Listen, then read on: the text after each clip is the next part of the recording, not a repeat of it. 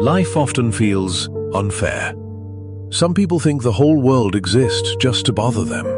Mr. Robert Miller, a retired man from a peaceful American suburb, was one of those people.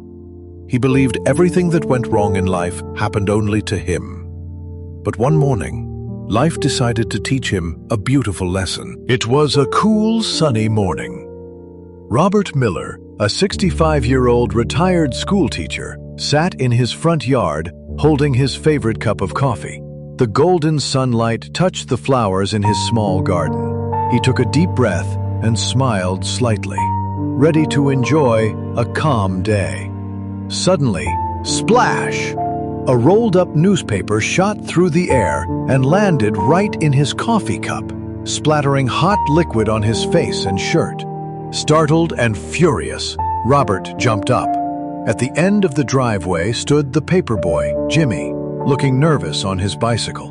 Robert shouted, "Hey, watch what you're doing, kid!" Jimmy stammered, "I'm sorry, sir," and quickly rode away. Still grumbling, Robert went inside to wash his face. But when he turned on the tap, not a single drop came out. He sighed loudly. Of course, just my luck. He mumbled under his breath, blaming everyone, the paperboy, the plumber, even the government, for his ruined morning. Angry but restless, Robert decided to take his bicycle and go to town for a new newspaper. As he rode down the street, he saw a shiny black SUV approaching. Robert politely raised his hand to greet the driver, a wealthy businessman from the neighborhood. But the man didn't even look at him. He honked loudly and sped past. Robert muttered, "Typical. Money can buy cars, not manners." A few seconds later, 3 young men on an electric scooter rode by, laughing. They smiled and waved at Robert.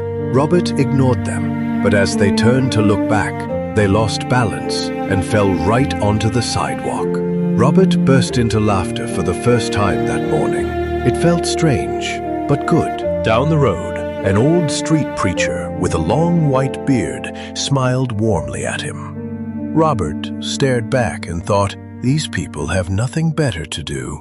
Still, that gentle smile stayed in his mind as he rode away.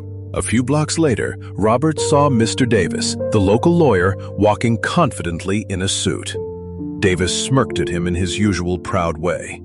Robert rolled his eyes and thought, white for truth, black for lies, both mixed on one man. He shook his head and kept riding. Finally, near a large house, a little schoolgirl stood at her bus stop. Her name was Lily, around 8 years old, wearing a neat uniform and a bright smile. As Robert rode by, Lily looked at him and smiled sweetly. He slowed down and asked kindly, "Hey, kid, why are you smiling at me?" The little girl giggled and said, "Because, sir, you smiled at me first." Robert froze. He hadn't even realized it. For the first time in a long while, someone reflected his own smile back at him. As he rode back home, Robert's heart felt lighter. He remembered the preacher's smile, the scooter boy's laughter, the child's innocence. He finally understood, when you share happiness, it returns to you. That morning, the world hadn't been against him. It had just been showing him his own reflection. Back home, Robert made a fresh cup of coffee and sat on his porch again. The sun shone brighter this time. He looked at the spilled stains on his shirt and smiled, because now he knew life is like coffee, sometimes bitter, sometimes sweet, sometimes it spills, but it's always worth sipping with a smile. Moral of the story: share happiness, and happiness will find its way back to you. That's the end of today's inspiring message. If you found meaning in it, hit the like button and write in the comments, "I believe in goodness." Don't forget to subscribe and ring the bell so you'll never miss our next moral story. Thank you for being part of our family.